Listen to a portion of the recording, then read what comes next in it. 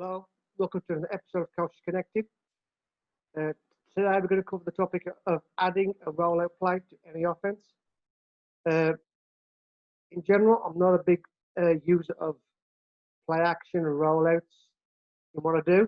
However, I always carry one rollout, sprint out, whatever we're calling them these days, in the arsenal. That's something that we rep over and over again, and we keep it in our back pocket for when we need it. Um, Usually, for me anyway, this is the red zone play. It's like a have to have play. So it's something that we'll always rep and we'll always keep ready to go. But we won't overuse it. We might run it one game and then not run it for 6 games, then run it again. It's something to have, and sometimes it's scripted into our game plan. Sometimes it depends on what on a defense. But it's something that we've always got with us to use, especially in red zone, especially on maybe on third and fourth and short, and you need that first down, and you want to give them something they haven't seen, but you know you've got it in your back pocket to use. It's something like that, and this plays perfect for this thing. And I think it's a simple enough concept to add to your offense, regardless of what you're running. It's not a air raid specific play or whatever. You can run it from many personnel packages, uh, many different guises. But we're just going to go through the play. It's the concept itself, and I've got a couple of clips of it that we ran in 2019 because there was no season this year. I ran in 2019. I think we only ran it 3 times, and we scored every single time off of it. So there's not many plays that I do say that we hang our hat on in a must need situation, but this is one of them. And usually we'll keep it to ourselves until we really need it, and then we'll give it to them. So we'll go through the concept first, and then we'll start some clips. And again, we just try to make feathers for your bows. That if you're an offensive coordinator stepping up into the world or looking for things to add to your offense, that I'm just trying to give you, and the channel's trying to give you things that you can utilize on your journey and so on and so forth.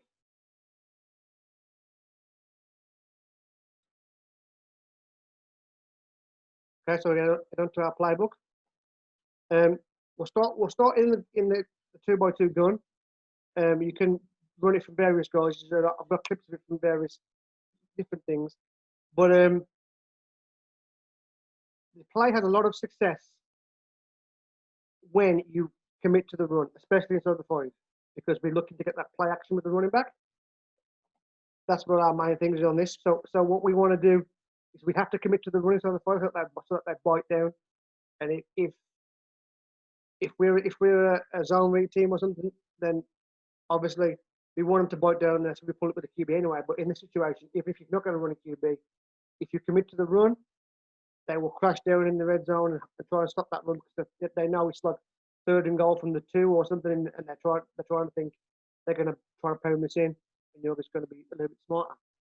We'll go through the play, and we'll talk about it. We'll talk about the play designed to roll to the right. Okay, that's just because most QBs are right-handed. If it's left-handed QB, you can still throw it to the right. You can flip it, but we've only ever had the most success with doing it running to the right, and that's just brutally honest. Okay, so we'll start off with our Z. Okay, and our Z is going to be running slant go. Okay, he's running a slant go. Now this changes inside the red zone. If we're outside the red zone, he's running a slant go. Okay, but now if we're inside the red zone, then we may change. We tell them to run a slant go corner. Okay.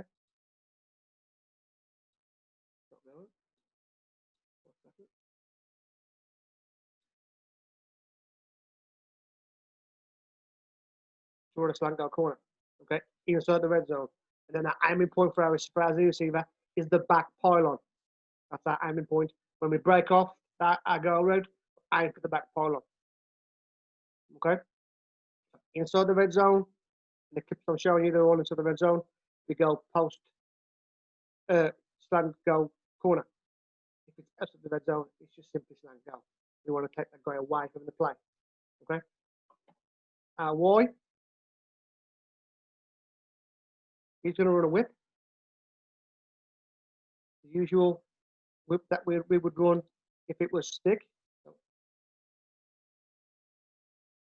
4 to 5 yards, okay? The backside, at X, I'll be honest with you, he's never, ever, ever going to get this ball unless something stupidly strange happens pre-snap. But he's going to run an 8-yard post. Okay? Now, our H, he's going to run an 8 to 10-yard drag.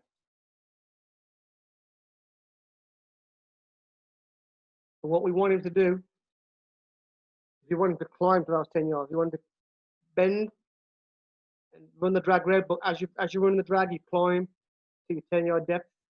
Okay? Our running back and our offensive line, they will run inside zone left. Okay? So the key to this play is we're always running play action to the opposite side of going. So if we're looking to throw this ball right, we're looking to fake the run left. If we're looking to throw the ball left, we fake the ball right.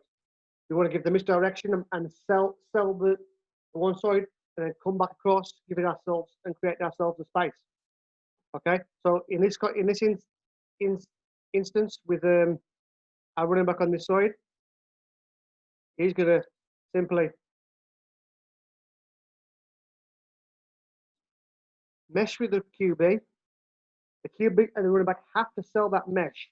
Okay, we want the DN to bite down, to crash down, so that he thinks it's a run play. If we've set this up by running 2 inside zones or 2 dive plays before this, and we're running it again, they're thinking we're just trying to show our muscle, trying to pound it in, and we're really wanting them to bite down, and we want them to chase that back down.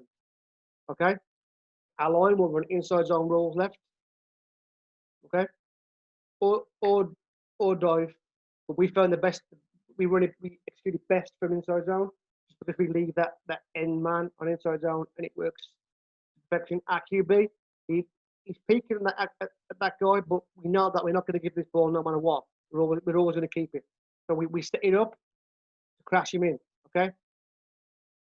So we want to make sure that we mesh with our running back, and we want to make sure our running back runs his track all the way through.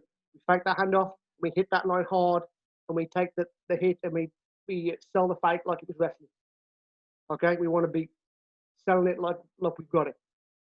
Okay. How we read this is very simple. Once the QB's run that mesh, okay, he's then going to boot around the other side like so, okay, and then look for the receivers. Our primary read is Y, because in the time that it's taken from QB and our running back to mesh, and it's got to bite down, he's on his 4-yard hitch. He's then whipping it out, and he should whip it right into the flat, into the space created by our Z, who's run that slant go, and then taking it to the backside pylon if there's a defender there in the red zone. So the space created by our Z should have all the defenders biting down on the run. We create space, popping it back out. So our primary read on this would be our Y. Okay. If for some reason our Y is covered, it falls over or whatever, then we look. Our second read is to the Z in the corner. Okay. So we go Y, Z.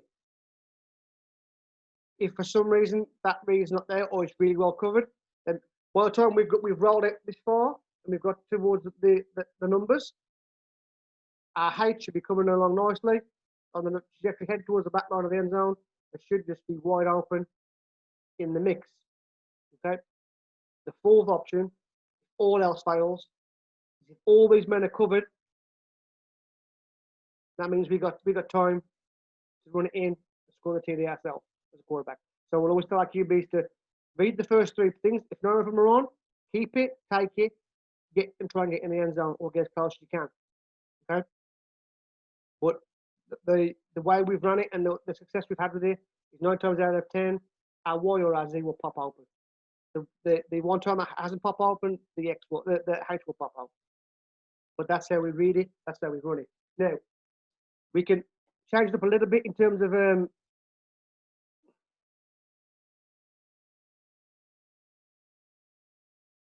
how we run it, how we look at it. I've got some tips on it. So if you are an under center team, or pistol team, whatever.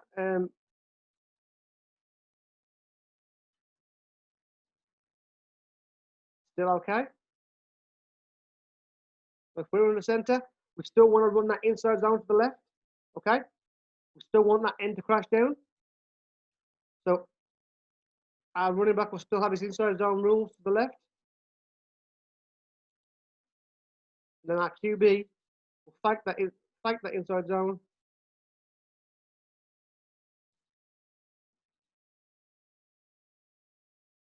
And boot to the right. Okay. The same would apply if we were in pistol, it would just be a little bit farther back. Okay. So the QB starting depth will be here. Okay. That will be the only difference in our running back. Oh, sorry. Yeah. Okay. So we still have the same mesh point, still have the same thing. Okay. Now, if you wanted to be super clever with it,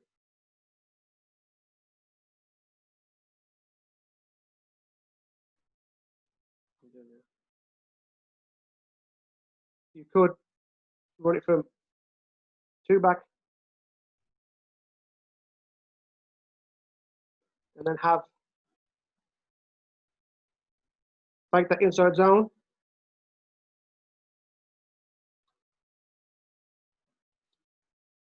Have your guy run an arrow, so it creates a flood. But we found the most success being from when we keep it at wide, we spread them, and then we attack that space. So if we were to do this on this one, in this formation, we fake that inside zone. The backer may chase down this fullback, creating the space for the line, but for the Y. The backer may flash with the Y, creating the space for the fullback, the hatchback. Okay, again, in this case, we'll do it be a simple case of going up and up and up. So H to Y to Z. Okay, but the clips I've got from today, they're all from 202. Okay, we'll have a look at those clips.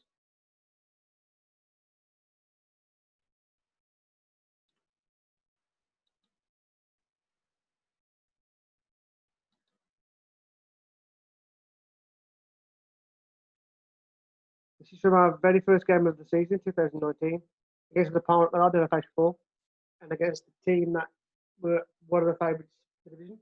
They were a really good defense and a really good team, and we had our actual. We managed to win this game. This may have been the team player that actually won the game for us. You can see we are in the regular 2x2 gun. Okay, so in this play we want to start. You can see on the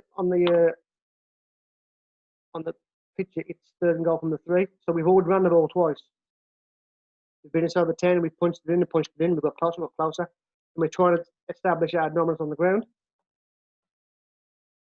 So what we want to see here is our line and our running back and our QB. Mesh, sell the fake, run it and sell it, and then we move from there. You can see there's no real end there, but we're going to leave this guy here. There's no flexing backer.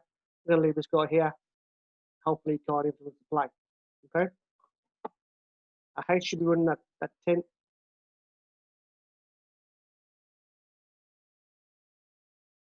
10-yard drag. You can't see our Z.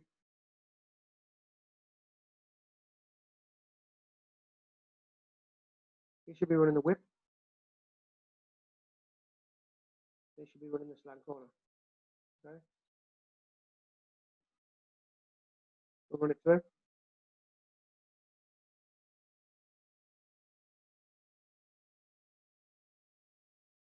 We get good start on the run play there.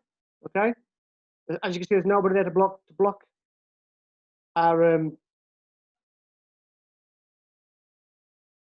our QB's vision. Our tackle is picked up. Anybody should be leaving him. This was the only thing wrong on this play. Our tackle should have left this guy and let him come blitz. It actually slows the play down a little bit, but we still get it to work. You can see our Y has already ran 3 to 5 yard whip route. He's now coming outside. You can see the play has developed, and it's all gone towards the left because we've initially gone to the left. You see this guy here, this cornerback who was covering the Y. He's bitten on the play. The only thing wrong with this play is our tackle. It was a first year tackle, and made the mistake of engaging his guy instead of leaving him. Okay, but our QB does a great job of evading this pressure. You can see that our Y has popped right out. Now we're open. This ball should be gone. However, because the QB is still evading, it takes a little bit longer. But you can also see now our Z is in phase 2 of this route. He's now running the goal, and he will switch it to a corner route in a second, which he does. But as you can see, in this play, he's actually really well covered. However, the play is meant for Y, and we've created the space for Y, as you can see right there. And now you can see our QB is evading that pressure. He can reload his launch point. Wide open, and we take that score, and we score every time. Okay. As I said, this is not a play that we run a lot. We may run this only 3 or 4 times a season, depending on the situation. If you need it, this was a game where it was on the line and we needed it, even early on in the season. There's no way that they could have got film on us because this is my first year there. I didn't know what we were going to do, and we had already been pounding the rock inside the 5 and the 10 previously on previous drives, so they know that we would commit to the run. Initial run play is good. Error from our tackle, but we still see our Y's popped out nicely on the whip. He's still wide open. He's in the grass. He's there nicely. Great job of securing the pass and just getting it into the end zone. Right on the marker. Scoring. Okay. Go to another clip. Now again, we didn't use this play from that up until I think it was week 7. It was against the same team, oddly enough.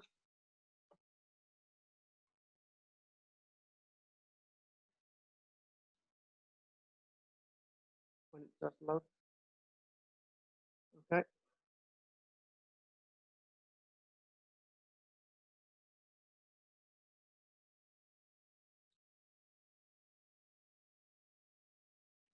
Can't scroll down because the flipping.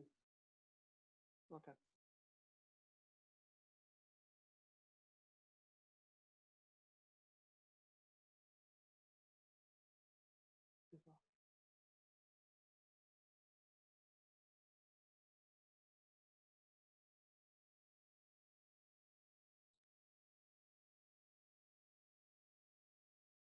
Okay. And what we did in this one is you can see that we're under center. Okay. We've still got 2 by 2. Our QB is now under center. Our QB is now under center. And we're still going to fight that inside zone to the left. And this is one of the things that we actually did in game planning, is that we knew that these would never have seen us run this play from this formation. So one of the things that I did during the game planning process was that I wanted to show them something that they hadn't seen before, even though we'd run it against them before, but they hadn't seen it from this formation. So if they watched all the film from that year, they would have no clue that we were going to run this play from this set.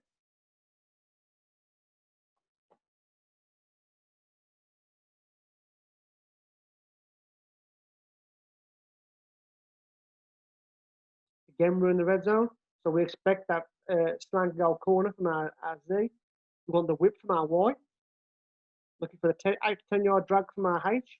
And our corner, who is, our X, who literally is dead rubber in this play, is running the 8 yard slant.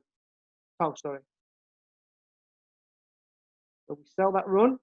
You can see we get that exactly how we want it.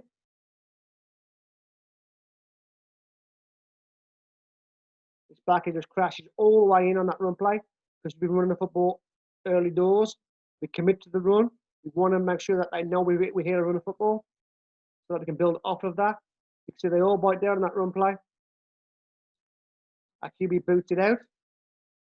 And as you can see, he's bitten down on the run play. He's committed to the run, which means our Y pops open on the whip really nicely. Z is in the midst of running the slant goal corner.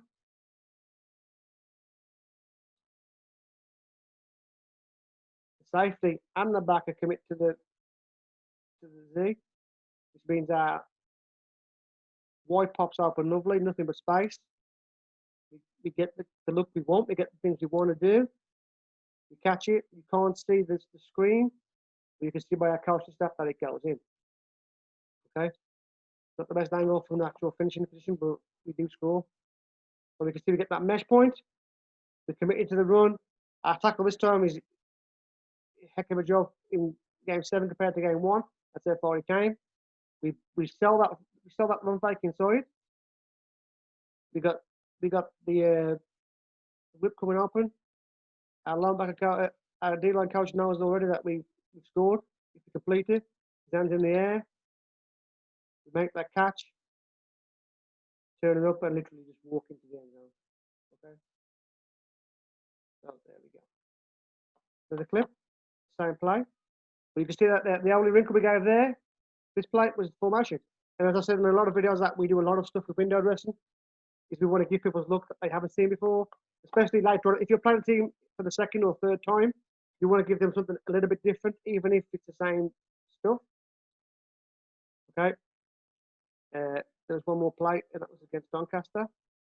So we only ran this 3 times the whole year, and each time we ran it, we scored. So, you know, if I'm going to commit to one play, and this is one of those things that we actually, you know what, we do kind of do well with this play. This is it. Okay.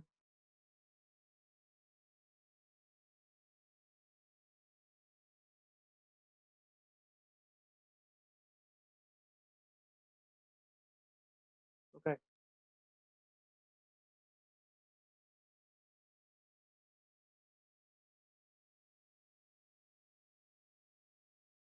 Again, this would be a better angle for the whole field. We're in alpha, which is understandable for us this year. Okay.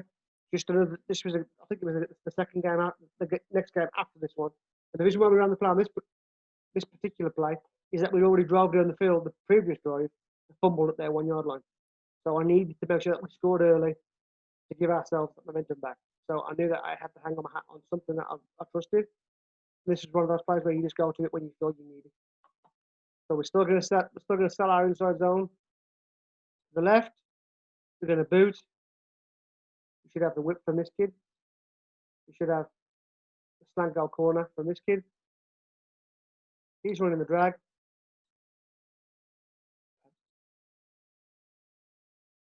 He's literally just cheese. He's just a mouse to cheese doing nothing. Okay?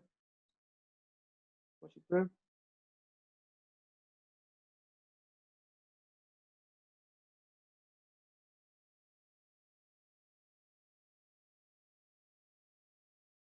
You can see that the back is committed to the run.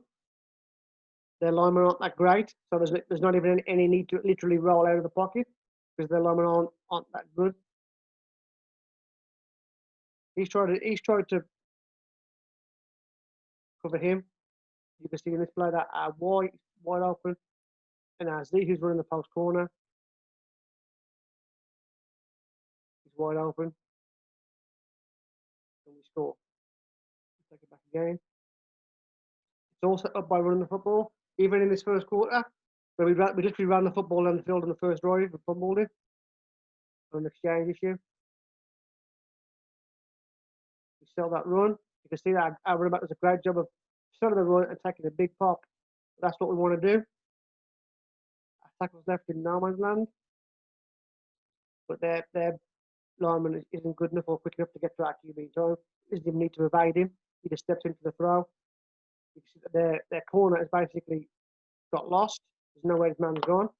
And either one of these throws would have been right. For us, the easiest throw is the Y, so we take the Y. Turn it upfield, 2-3 yards, take the yak, take the TD. Okay? Now, you might not be a multiple formation offense. You may not be a gun team or whatever.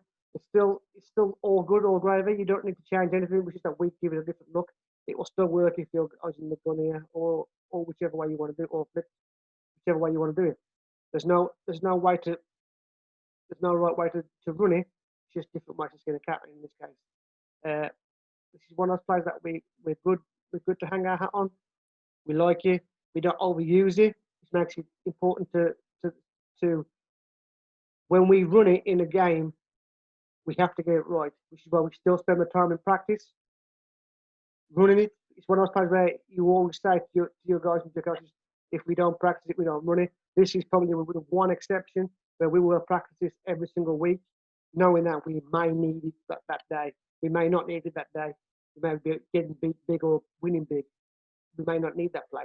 But if it's a close game and it's a close one thing, and we need that score or we need that first down, this is it. And the way that I've played it is that it benefits you if you're a zone read team, but it's not the be all and end all because I've had quarterbacks who have not been that mobile, still managed to run the boot enough, hit the Y or hit the Z on the corner. Okay. Again, guys, it's just another example of the things that we're trying to do and give to you guys as coaches in the UK. Stuff to put in your cap and more feathers for your bows, etc.